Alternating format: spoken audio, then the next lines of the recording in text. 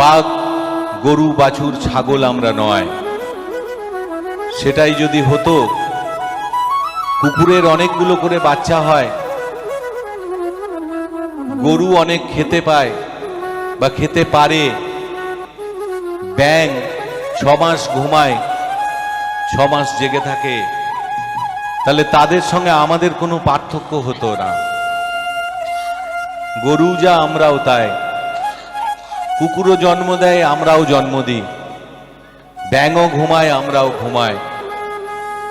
কিন্তু মানুষ হয়ে যেটা করা উচিত সেটা আমরা করতে পারি না।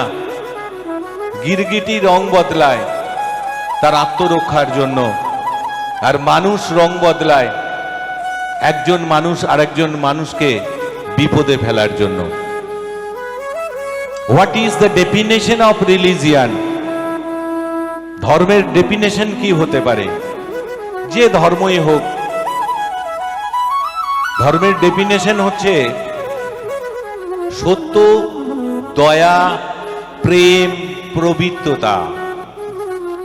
এই 4টে গুণ যার মধ্যে থাকবে সেই ধর্মের অধিকারী। যার মধ্যে সত্যতা নেই, যার মধ্যে প্রেম নেই, যার মধ্যে প্রবৃত্ততা নেই, সে কোনো ধর্মের অধিকারী নয়।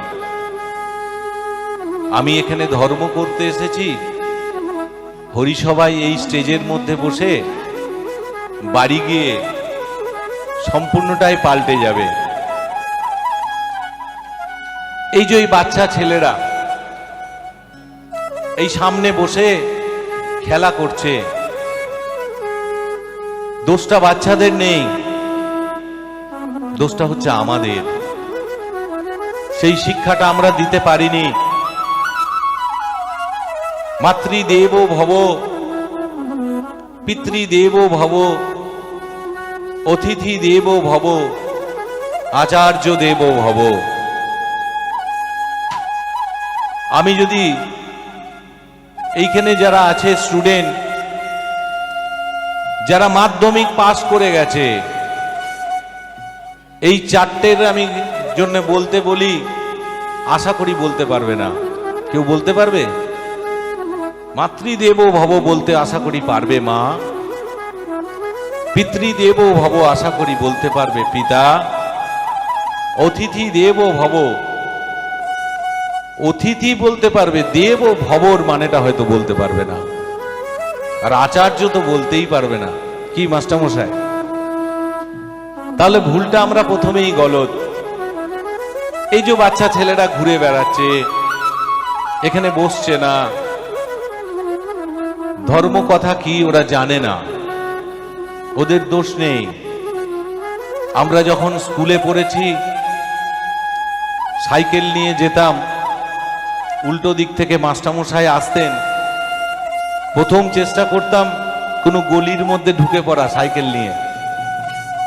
তাও যদি না হতো তাহলে সাইকেল থেকে নেমে দাঁড়াতাম।